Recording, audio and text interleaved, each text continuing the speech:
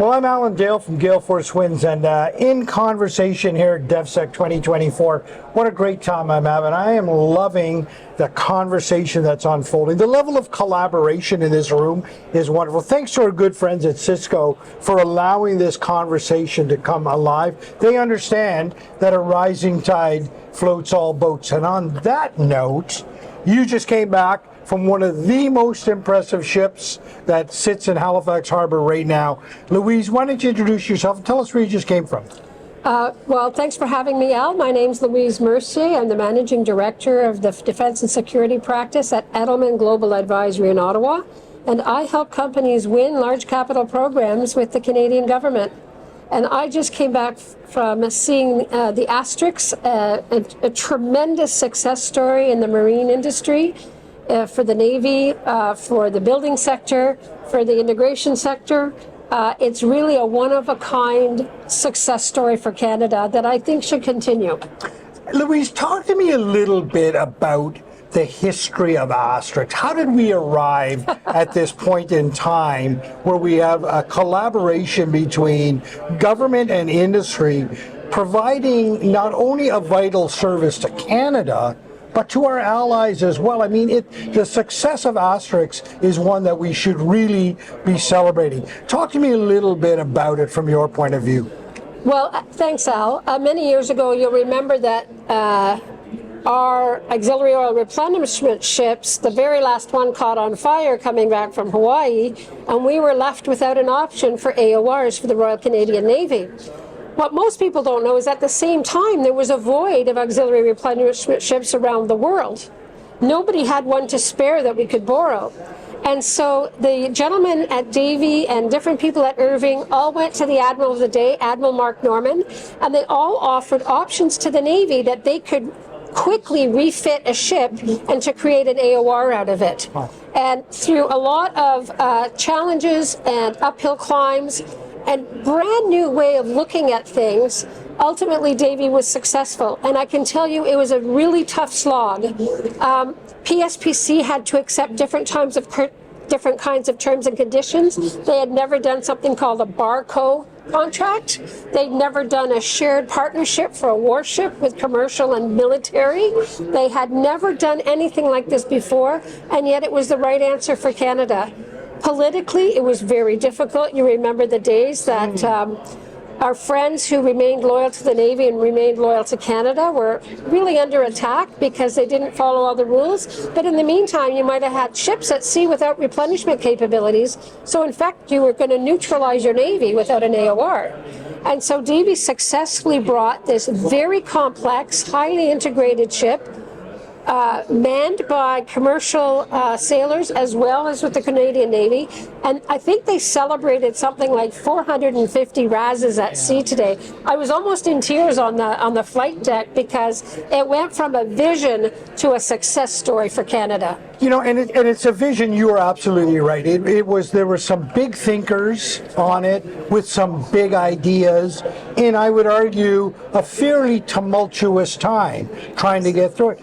Not unlike sort of where we are right now, right? We're in this point in time where procurement is a little bit clunky. We're trying to get through this. We've got ships to be built on the horizon. Costs seem to be rising and things like that. It's time for some new thought. It's time for some big thinking again. Talk to me a little bit about your philosophy around that. Well, Al, you've hit the nail on the head. On one hand, you have a federal government who's committed to recapitalizing federal fleets, the Coast Guard, CMP, and the Royal Canadian Navy. There's a commitment to build a Canadian surface combatant, which is now being referred to as the River class, which I think is the right thing. But, you know, I think there's strong headwinds facing us with an election on the horizon, regardless of who's successful. I think Admiral Topshee is going to have to assemble all the right partners and cooperatives with people to understand that we still continue to face surface ship replenishment or surface ship recapitalization, as well as now the submarine program. Mm-hmm. We just heard our VARD friends talk about Project Vigilance, OPVs, MCDVs, which leads you to a conversation, what's old is new again, is it time to be looking at a mixed fleet? I don't know the answer to that. I'm not an operational expert, but from a financial planning and crewing perspective, see, I almost said manning because I'm old school, but crewing perspective, do we need bigger ships for more people when we have a recruitment problem? Maybe not. Maybe we need a little bit of a diversity in the thinking that we can apply the way we did in the 70s and 80s. When we gave away the training ships, we lost a real capability.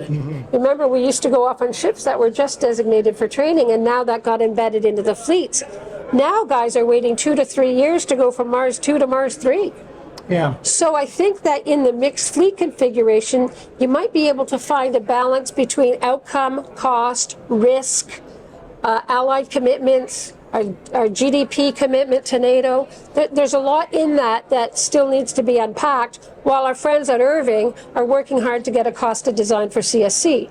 So no one's really done anything wrong, but the situation has evolved. Yeah. And I think there's time for some big thinking, and I have a lot of confidence that Admiral Topshee and Commissioner Peltier at the Coast Guard and our government are having those conversations. But I think we should be having more roundtables, and we should be bringing more of the global expertise to Canada. Right. I love the way you describe it. It's not so much that something's wrong here, but it may be the time to take a tactical pause, slow down, get some big thinkers in the room here, figure out other alternatives to solving this.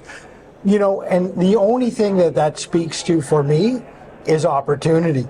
Right? That's nothing more than opportunity for the people in this room, the companies in this room, the youth coming into this incredible industry right now. So much opportunity. Might be time to think things a little bit differently, and maybe now is the time. Well, I am a big fan of the Canadian Surface Combatant Program. I think that the Navy had a lot of vision, starting way back with, before Admiral Norman. It was back to the days before Admiral Madison. They were thinking of this one great ship that would be the workhorse for Canada.